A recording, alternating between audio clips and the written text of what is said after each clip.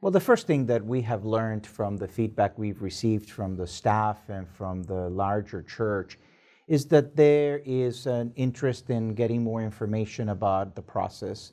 And there are people who are expressing their hurt or their time of grief because of change taking place. But I feel grateful that they feel comfortable in addressing the Unification Commission directly through the emails the email address that has been shared, and also grateful that we were in cooperation with the Interim Unified Agency staff to have an anonymous channel even where people were able to send in their feedback as well as their sharing their concerns.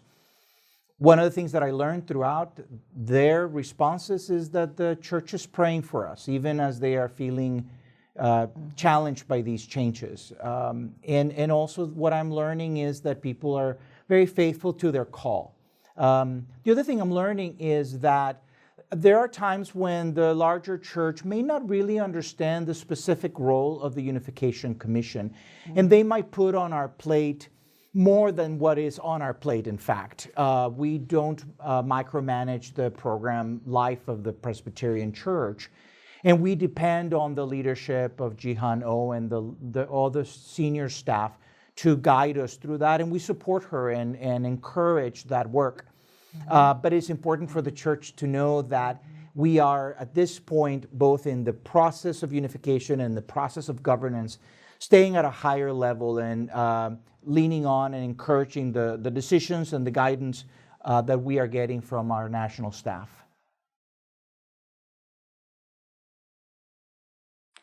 I think we have learned the importance of communication. Communicate, communicate, communicate. You cannot over-communicate, especially when we are bringing everyone together as a unified agency. Whether that message is a joy or if it's something that is going to be mourned, we have to find effective ways to communicate timely and efficiently.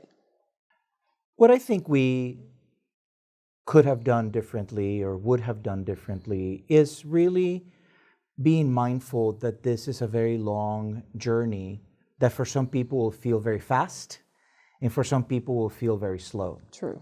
And so there's a paradox there in the sense of how we might feel and how others might feel about the trajectory of that action.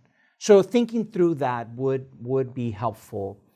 I think that it's helpful, it would have been helpful for us to think even deeper about the ways in which we could have communicated that the actions we're taking are really the result of years of conversation in the life of the church.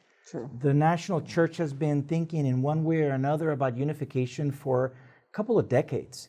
Mm-hmm. And for us to lean into that, not to dismiss the feelings of grief that might be related to it, but to acknowledge that it isn't the Unification Commission's idea to do this, but rather we come at the right time or at the appointed time to take these actions forward on behalf of the General Assembly. Mm-hmm.